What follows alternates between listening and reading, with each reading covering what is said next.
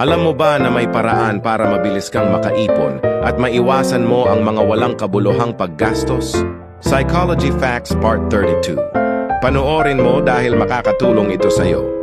Kung isa kang palagastos at wala kang halos naiipon, subukan mo ang epektibong paraan na ginagawa ng mga Chinese sa paghawak ng pera, ang tinatawag nilang 10 is to 1 rule.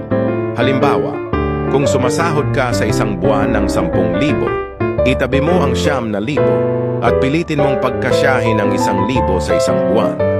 Alam kong nakakatawa at mahirap itong gawin dahil imposible naman talagang magkasya ang 1,000 sa isang buwan. Pero ang layunin lang naman kasi ng rule na ito ay di lang para makaipon ka, kundi para turuan ka na maging matipid as possible. Sa una, ay pwede lang tumagal ng ilang araw ang 1,000 mo. Pero habang tumatagal, mamamalayan mo na lang na napapagkasya mo na pala ang 1,000 mo ng 1 o 2 linggo. Walang mali kung gagawin mo ito. Dahil hinahanda mo lang ang sarili mo sa kagipitan. Mas mabuti ng handa dahil di mo alam kung kailan ka mangangailangan.